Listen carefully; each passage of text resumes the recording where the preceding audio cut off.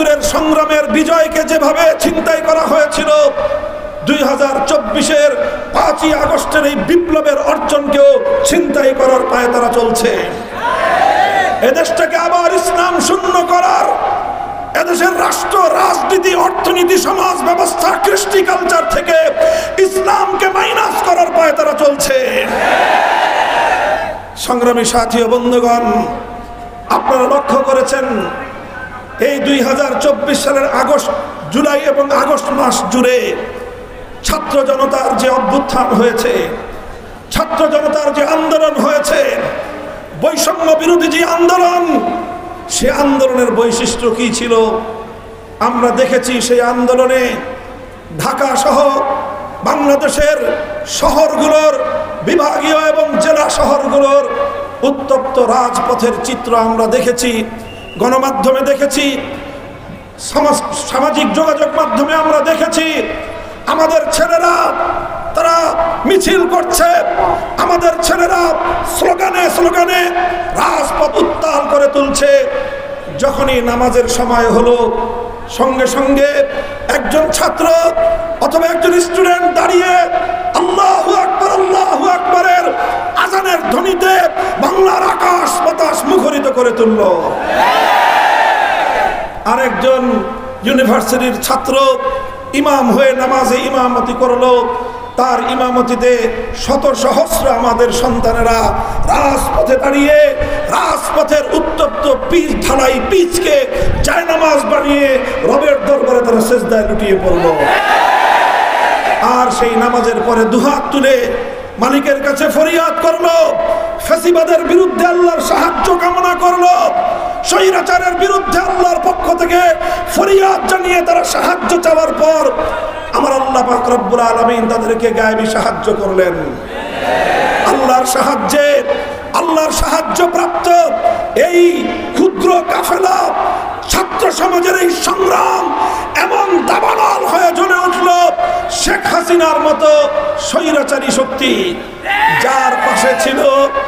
যার পাশে ছিল নরেন্দ্র মোদীর মতো এক নরঘাতক পিশাচ। 15টা বছর পর্যন্ত তোমরা বাংলাদেশের মানুষকে তাদের ভোটের অধিকার থেকে বঞ্চিত করেছ। তোমরা একটা বারের জন্য বাংলাদেশের মানুষের কথা ভাবো নাই। তোমরা ভেবেছ বাংলাদেশের ক্ষমতার মসনদের মধ্যে তোমাদের এক সেবা দাসীকে বসায় রাখতে হবে। এজন্য তোমরা সেই সেবা দাসীকে একতরফা সমর্থন দিয়েছ। আন্তর্জাতিক বিশ্বকে তোমরা বাংলাদেশ সম্পর্কে মিস ইনফরমেশন দিয়েছ। বাংলাদেশকে আন্তর্জাতিক বিশ্ব থেকে বিচ্ছিন্ন রাখার চেষ্টা করেছ। বিনিময়ে এই সেবা দাসী তোমাদেরকে বাংলার বুকের উপর দিয়ে বিনামূল্যে ট্রানজিট সুবিধা দিয়েছে, একতরফা কালো চুক্তি করেছে। এভাবেই তোমরা দিনের পর দিন আমাদেরকে শোষণ করেছো, জুলুম করেছো, আর আমাদের কাঁধের উপর শেখ হাসিনাকে বসিয়ে রেখে একতরফা তোমরা বাংলাদেশটাকে লুটে পুটে খাওয়ার চেষ্টা করেছো। এভাবে বাংলাদেশটাকে জুলুম এবং অত্যাচারের এক বদ্ধভূমিতে পরিণত করেছিল শেখ হাসিনা। সেই শেখ হাসিনা যার ব্যাপারে মানুষের মধ্যে একটা কথা প্রচলিত হয়ে গিয়েছিল, একটা কথা মানুষ সবাই ভাবতে শুরু করেছিল, যেই কথাটা কত সুন্দরভাবেই না আল্লাহ পাক রব্বুল আলামিন কোরআনে পাকের সূরাতুল হাশরে বলেছে। আল্লাহ বলেছেন, মা যানানতুম আন ইয়াখরুজু ওয়া যান্নু আন্নাহুম মানিআতুহুম হুসুনুহুম মিনাল্লাহ ফাআতাহুমুল্লাহু মিন হাইসু লাম ইয়াহতাসিবু। আল্লাহ বলেন, হে জনগণ, তোমরাও মনে করেছিলে হাসিনাকে পতন ঘটানোর কোনো শক্তি নাই। শেখ হাসিনা এবং তার দালালরা তারাও মনে করেছিল এই হাসিনা যতদিন আছে তার মৃত্যু পর্যন্ত তাকে ক্ষমতা থেকে সরানোর কোনো শক্তি নাই। ফাতাহুমুল্লাহু মিন হাইসু লাম ইয়াহতাসিবু। আল্লাহ বলেন যে এই ধরনের পরিস্থিতিতে আল্লাহ এমন ভাবে পাকড়াও করেন যেটা ইতিপূর্বে কেউ কল্পনাও করে নাই। সেভাবেই আমার আল্লাহ পাকড়াও করেছেন। আবাবিলের মতো ছোট্ট ছোট্ট ছাত্ররা তারা বুকে রক্ত দেওয়ার জন্য রাজপথে নেমে আসলো।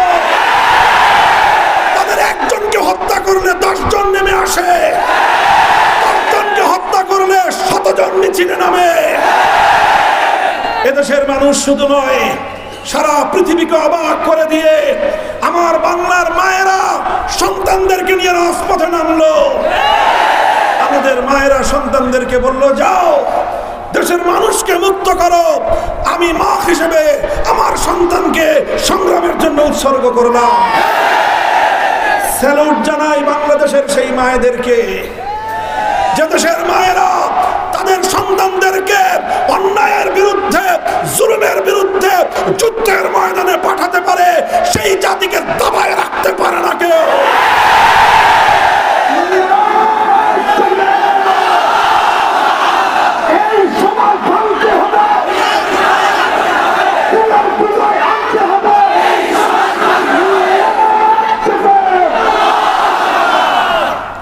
সংগ্রামী সাথী ও বন্ধুগণ, এইভাবে আজ আমাদের প্রধান লক্ষ্য, আমাদেরকে যে বিষয়টা প্রায়োরিটি দিতে হবে, প্রাধান্য দিতে হবে, কোনোভাবেই আগস্টের 5 তারিখের বিপ্লবকে যেন কেউ ছিনতাই করতে না পারে। বাংলাদেশের ছাত্র জনতাকে আমি একদিকে যেমন সালাম জানাই, অপরদিকে তাদেরকে আমি সতর্ক করতে চাই, তোমরা সতর্ক থেকো, তোমরা হুঁশিয়ার থেকো, তোমরা তোমাদের সূচিত ঐক্যকে দৃঢ় এবং মজবুত রেখো। কোন ভিনদেশী অপশক্তি, দেশ বিরোধী কোন চক্র যেন তোমাদের মধ্যে বিভেদ তৈরি করতে না পারে।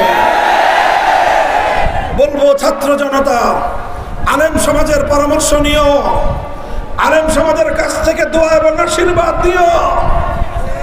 আলেম সমাজকে বলবো, আপনারা এই বিপ্লবকে সমর্থন দিতে থাকুন, এই ছাত্র জনতাকে আপনারা পরামর্শ দিতে থাকুন, তাদেরকে দিক নির্দেশনা দিতে থাকুন। ইসলামী নেতৃত্ব যদি এই ছাত্র সমাজের পাশে থাকে, ইনশাআল্লাহ আমরা ছাত্র জনতার নেতৃত্বে একটি নতুন বাংলাদেশ উপহার পাবো।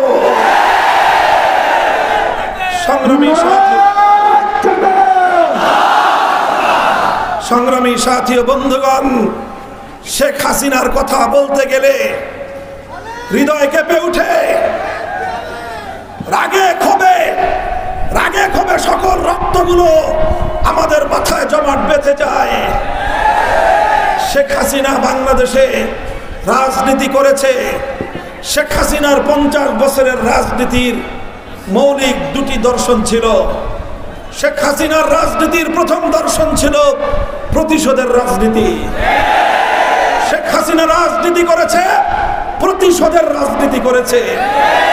1975 সালের 15ই আগস্টের অভ্যুত্থান যখন ঘটে, শেখ হাসিনার বাবা মরহুম শেখ মুজিবুর রহমান সাহেব তিনি সেই অভ্যুত্থানে নিহত হন। সেই অভ্যুত্থানে শেখ মুজিবুর রহমান সাহেবের গোটা পরিবার হত্যাকাণ্ডের শিকার হয়। সেই হত্যাকাণ্ডে নিহত নিরপরাধ নারী শিশুদের জন্য আমাদের সমবেদনা রয়েছে। কিন্তু কথা হলো, সমবেদনা শুধু 15ই আগস্টের নিহতদের জন্যই।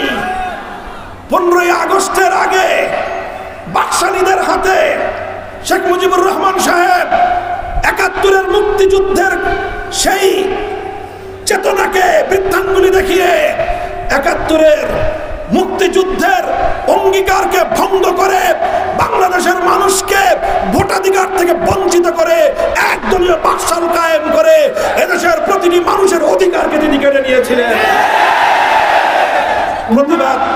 প্রতিবাদ করেছিল এদেশের মানুষ। যারা প্রতিবাদ করলো, সেই প্রতিবাদী জনতার ভাগ্যে কি জুটেছিল ইতিহাস খুলেন। জাসদের নেতারা, ইনু তোমার আজকের এই পরিণাম কেন হয় বুঝো না? কেন জনতা তোমাকে লাথি মারে? একটু কারাগারের অন্তরালে বসে নতুন করে ভাববার আমি আহ্বান জানাই। মতিয়া চৌধুরী শেখ মুজিবের চামড়া দিয়ে ডুগডুগি বাজাবার চিন্তা করেছিলে, ঘোষণা দিয়েছিলে। কেন দিয়েছিলে সেদিন? তোমাদের 30,000 যুবককে তুলে নিয়ে শেখ মুজিবের গুন্ডা বাহিনী খুন করেছিল। শেখ হাসিনা, তুমি শুধু 15ই আগস্টের নিহতদের জন্য কান্না করো। কানতে কানতে 50 বছর এদেশের মানুষকে ধোঁকা কম দাও নাই। 15ই আগস্টের নিহতরা যেরকম তাদের রক্তের দাম আছে,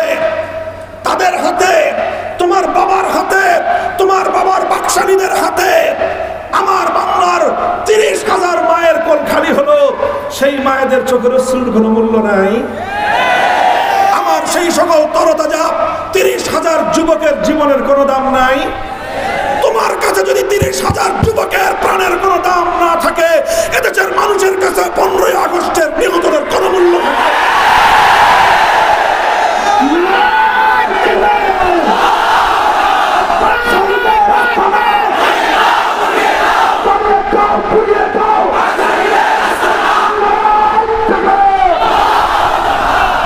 আগস্টের ঘটনার পরে আন্তর্জাতিক গণমাধ্যমে সাক্ষাৎকার দিয়ে বক্তব্য দিল শেখ হাসিনা। বলল যে জাতি তার বাবাকে হত্যা করেছে তিনি সেই জাতির কাছ থেকে প্রতিশোধ গ্রহণ করবেন। এটা ওপেন ঘোষণা। আজও মিডিয়া জগতে শেখ হাসিনার সেই ঘোষণা এখনো পর্যন্ত খুঁজে পাবেন। 1975 সাল থেকে 2024 সাল 15ই আগস্ট থেকে 5ই আগস্ট শেখ হাসিনার 50 বছরের রাজনীতি প্রতিশোধের রাজনীতি। বাংলাদেশের মানুষের কাছ থেকে তিনি প্রতিশোধ গ্রহণ করেছেন।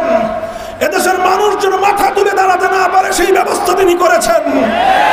দেশটা যেন একটা তলাবিহীন ঝুড়িতে রূপান্তরিত হয় সেই ব্যবস্থা তিনি করেছেন। আমার কাছে আশ্চর্য লাগে, একটা বিধবা নারী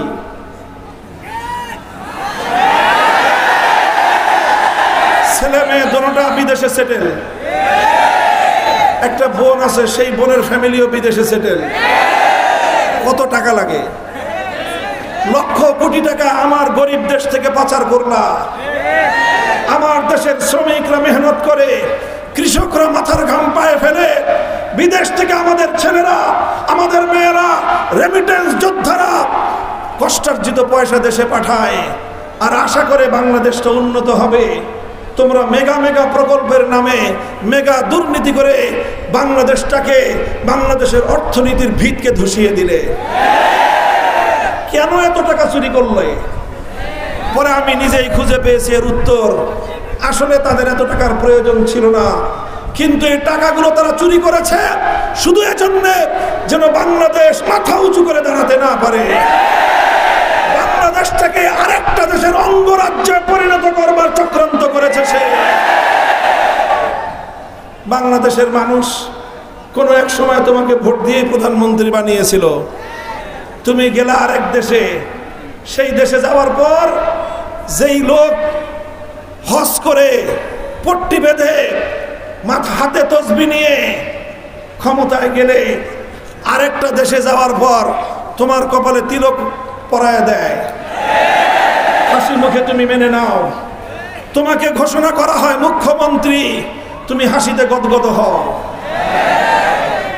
বাংলাদেশের মানুষ তো সেদিনই তোমাকে বলেছিল আমরা আমাদের ক্ষমতার মসনদে স্বাধীন আত্মমর্যাদা সম্পন্ন প্রধানমন্ত্রী চাই, তিলকমালী মুখ্যমন্ত্রী দেখতে চাই না। তুমি সেদিন বাংলাদেশের মান মর্যাদাকে ধুলোয় মিশিয়ে দিয়ে এসেছিলে। শেখ হাসিনার রাজনীতি ছিল বাংলাদেশটাকে ধ্বংস করার রাজনীতি। এই ধ্বংস করে সে 75-এর প্রতিশোধ গ্রহণ করতে চেয়েছে। আর তার রাজনীতির দ্বিতীয় দর্শনটা ছিল ডিভাইড অ্যান্ড রুল।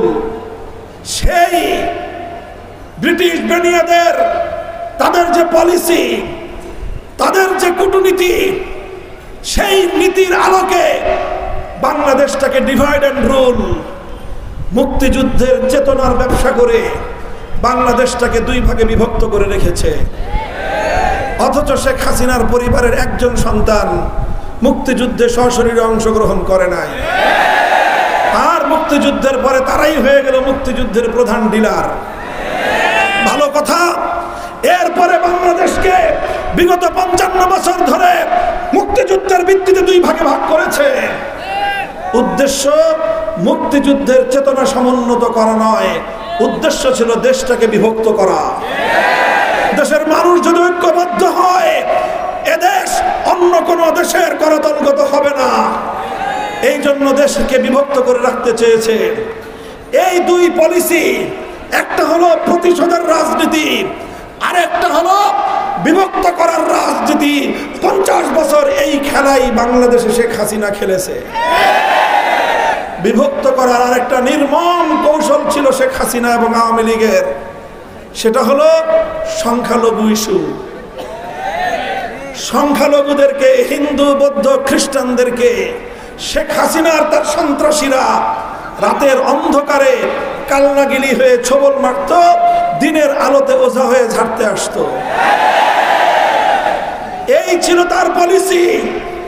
2024-এর 5 আগস্টের পর একটা দেশের কিছু চিহ্নিত মিডিয়া শোরগোল শুরু করে দিল, বাংলাদেশে এখন সংখ্যালঘু নির্যাতন হবে।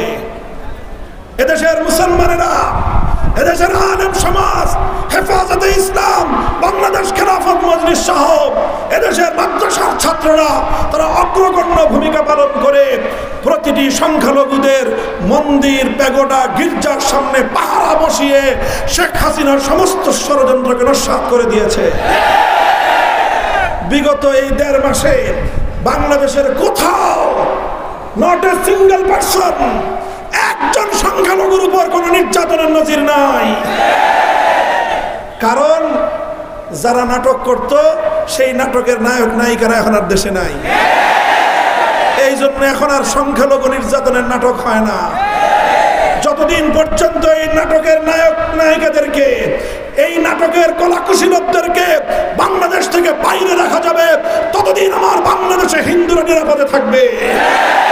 যতদিন আওয়ামী লীগকে বাংলাদেশ থেকে ঝেঁটিয়ে বিদায় করে রাখা যাবে, ততদিন বাংলাদেশের সংখ্যালঘুরা নিরাপদে থাকবে।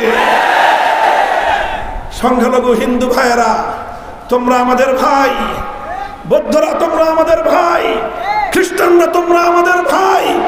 তোমাদের প্রতিটি অধিকার রক্ষা করা আমাদের দায়িত্ব।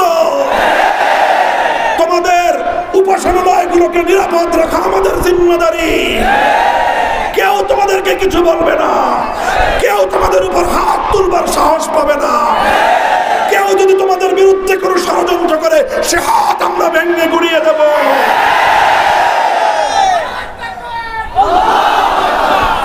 সংগ্রামী সাথী ও বন্ধুগণ, এইভাবে শেখ হাসিনার সকল ষড়যন্ত্রের বিরুদ্ধে 2024 সালের জুলাই মাস বাংলাদেশে এক অভূতপূর্ব গণজাগরণ হলো।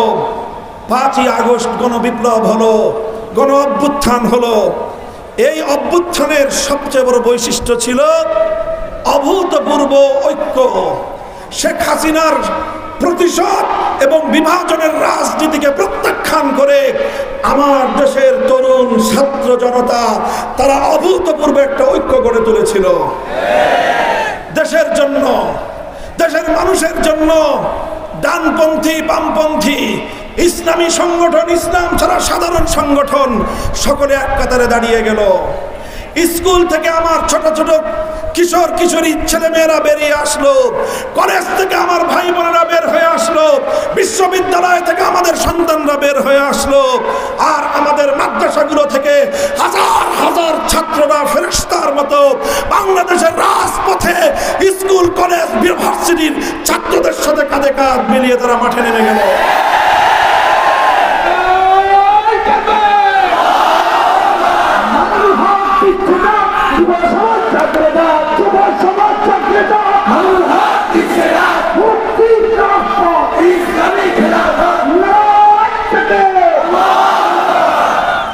এইভাবে একটা ঐক্য সূচিত হলো।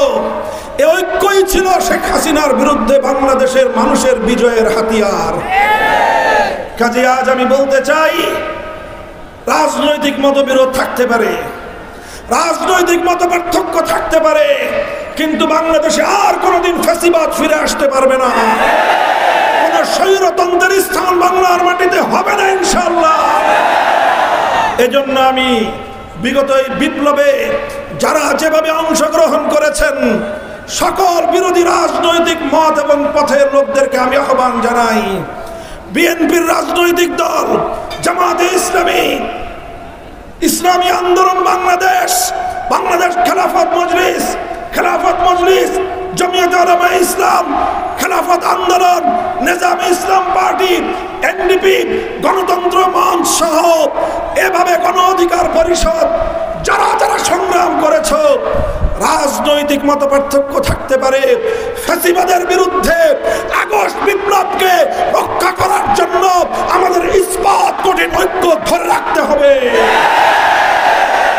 মনে রেখো, সীমান্তের অপর প্রান্তে বসে শেখ হাসিনা কিন্তু নীরব নাই, শেখ হাসিনা কিন্তু ঘুমায় না।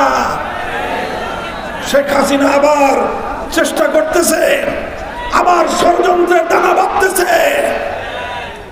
সাপের কিন্তু লেজে পাড়া দিয়েছো, ওর মাথা কিন্তু এখনো ভাঙ্গা হয় নাই।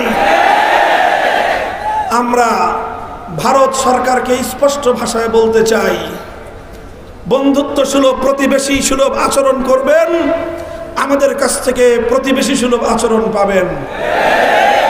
বিগত জাতীয় নির্বাচনগুলোতে নির্লজ্জভাবে বাংলাদেশের মানুষের অধিকারকে যেভাবে আপনারা দুপায়ে দলেছেন, শুধু আপনাদের সেবা দাসীকে, হাসিনাকে ক্ষমতায় রাখার জন্য এদেশের 18 কোটি মানুষের ভোটাধিকারকে আপনি নরেন্দ্র মোদী আপনার পায়ের নিচে পিষ্ট করেছেন।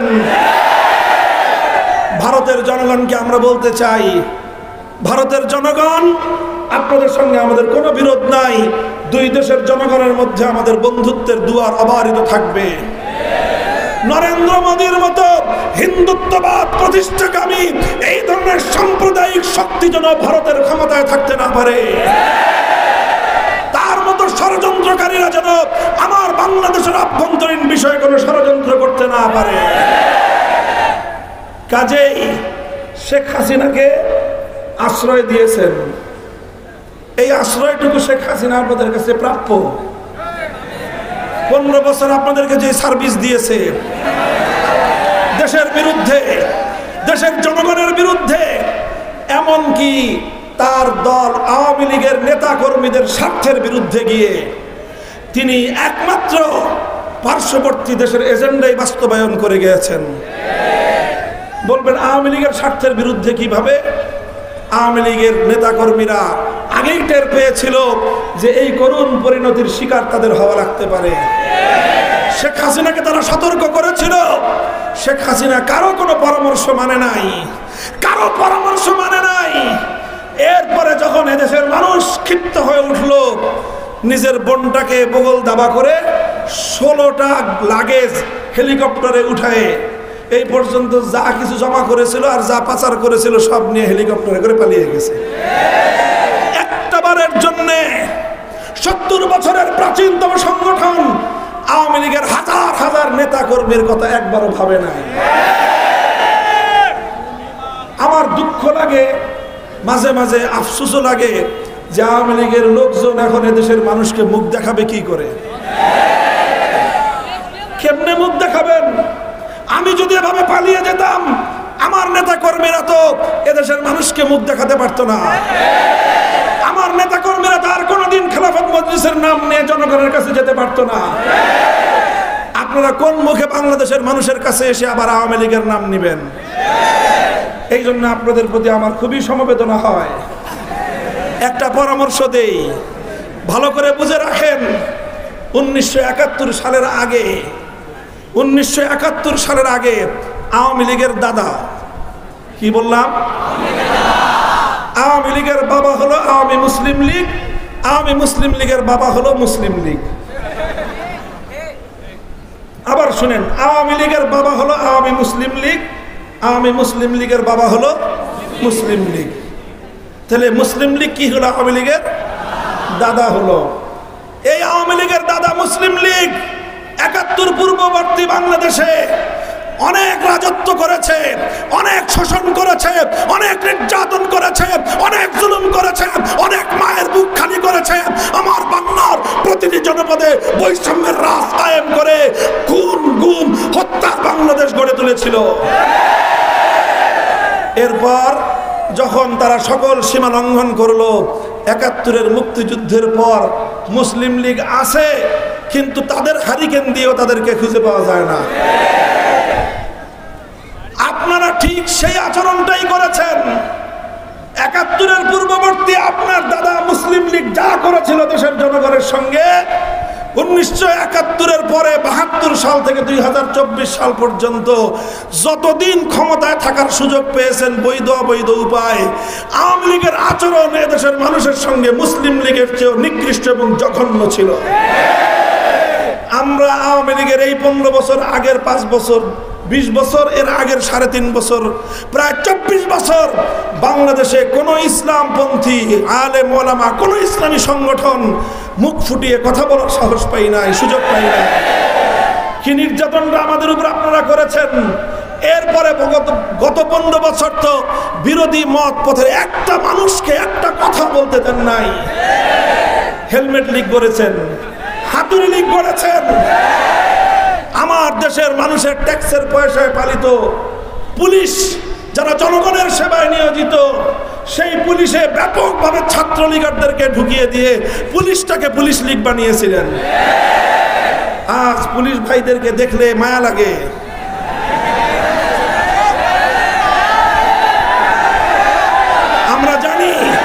আমরা জানি সব পুলিশ অন্যায়কারী না। অনেক পুলিশ তারা দেশপ্রেমিক, জনগণের সেবক, কিন্তু তারা এতদিন ছিল নিগৃহীত। তারা থাকতো খাগড়াছড়ি আর না হয় বান্দরবন। আর শেখ হাসিনার এই সমস্ত যত ছাত্রলীগ আর সন্ত্রাসী, মাস্তান, চাঁদাবাজি, পুলিশ লীগ হয়ে তারা সমস্ত শহর অঞ্চলগুলো দাপিয়ে বেরিয়েছে। এরা স্বরাষ্ট্রমন্ত্রীকে বলে, স্যার একটা গুলি মারলে একটাই মরে, বাকিটি যায় না। কত বড় নৃশংস পুলিশ অফিসার, চিন্তা করে দেখেন। ওরা চেয়েছিল, মনে করেছিল একটা গুলি মারবে, একজন মরবে, বাকিরা ভয়ে পালাবে। কিন্তু 2024 সালের বাংলাদেশের সমীকরণ সবকিছুকে পাল্টে দিয়েছে। এদেশের মানুষ পণ করে নেমেছে, রক্ত দেব, জীবন দেব, মৃত্যুর ভয়কে পরোয়া না করে দেশটাকে মুক্ত করার জন্য লড়াইতে নেমেছিল।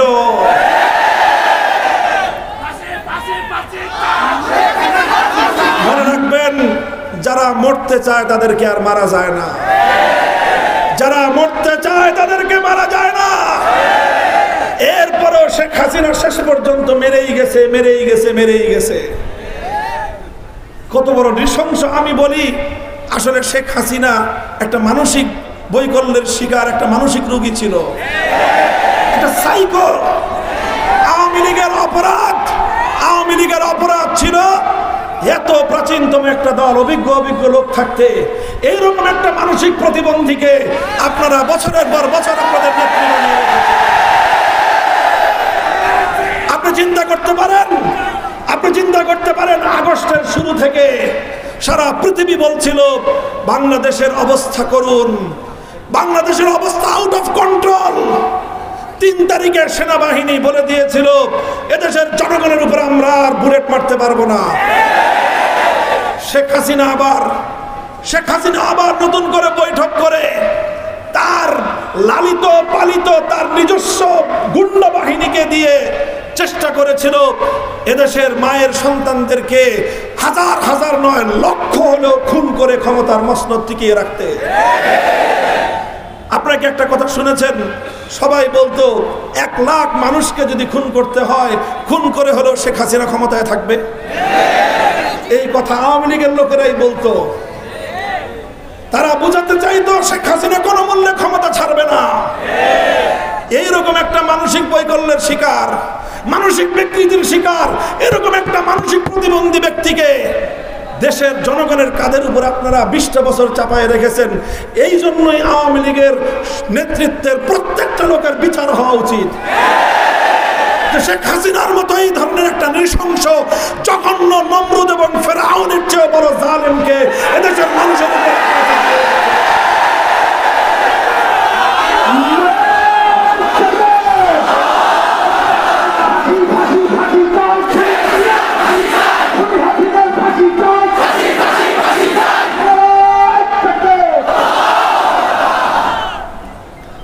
অনেক লম্বা কথা হয়ে গেল।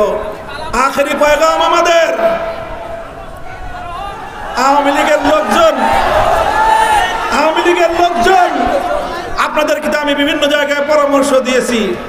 আগামী দিনে যদি আপনাদের মধ্যে ভালো কিছু লোক থেকে থাকে যারা দেশের মানুষকে খুন করেন নাই, এদেশের মানুষ থেকে চাঁদাবাজি করেন নাই, রাতের অন্ধকারে কালনাগিনী হয়ে হিন্দুদেরকে ছোবল মারেন নাই।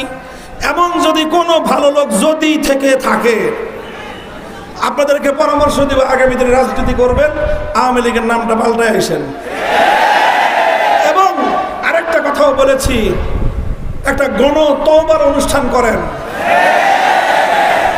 আমি উপস্থিত থেকে তওবা করাবো আপনাদেরকে। এরপরে বাংলাদেশের রাজনীতিতে আপনাদেরকে পুনর্বাসিত করার চেষ্টা করব, কারণ আমরা প্রতিশোধের রাজনীতিতে বিশ্বাসী নই। আমরা চাই যারা আপনাদের মধ্যে ভালো মানুষ আছেন পুনর্বাসিত হন, কিন্তু মনে রাখবেন ফ্যাসিবাদী হাসিনার দালাল হিসেবে বাংলাদেশের রাজনীতিতে আসবার চেষ্টা করলে এদেশের মানুষ কোনোদিনও বরদাস্ত করবে না। আপনারা কি মনে করেছেন বাংলাদেশের এমন কোন জেলা আছে যেই জেলার স্কুল, কলেজ, ইউনিভার্সিটি, মাদ্রাসার ছাত্র শহীদ হয় নাই? আছে? বহু বাবা আজও পর্যন্ত তার সন্তানের লাশ খুঁজে পায় নাই, হত্যা করে সন্তানের লাশ গুম করে ফেলেছে। আজও বহু মা রাতের পর রাত নির্ঘুম কাটায় আর রাস্তার পথের দিকে তাকিয়ে থাকে, আবার বুঝি সেই মায়ের বুকের হারানো ধন তার কোলে ফিরে আসবে। এই সকল মায়ের চোখের অশ্রুর অভিশাপ শেখ হাসিনা তোমার 14 পুরুষকে ধ্বংস করার জন্য যথেষ্ট। যদি আবার কেউ রাজনীতিতে আসতে হয়, তাহলে কিভাবে মানুষের সঙ্গে কথা বলবেন, কোন মুখে মানুষকে প্রশ্নগুলোর জবাব দিবেন, সেগুলো আগে স্টাডি করে তারপরে নামবেন। আপনার নেত্রী 3 দিন আগেও বলেছিল শেখ হাসিনা পালায় না। এরপরে আমরা কি দেখলাম? 5ই আগস্ট দুপুর হওয়ার আগে হাজার হাজার নেতা কর্মীদেরকে অনিরাপদ রেখে এদেশের বিক্ষুব্ধ মানুষের মুখের উপর ফেলে রেখে নিজে আর নিজের বোনের নিরাপত্তা নিয়ে উড়াল দিয়ে নরেন্দ্র মোদীর কোলে গিয়ে ঝাঁপ দিলেন। আর এখনো সীমান্তের অপর প্রান্ত থেকে আমার বাংলাদেশের শান্তি স্থিতিশীলতা ধ্বংস করবার পায়তারা চালাচ্ছেন। মনে রাখবেন, এই বাংলাদেশ সেই বাংলাদেশ নয়। এই বাংলাদেশ খান জাহান আলীর বাংলাদেশ, এই বাংলাদেশ শাহজালালের বাংলাদেশ, এই বাংলাদেশ হাফিজ হুজুরের বাংলাদেশ, এই বাংলাদেশ শাইখুল হাদিসের বাংলাদেশ।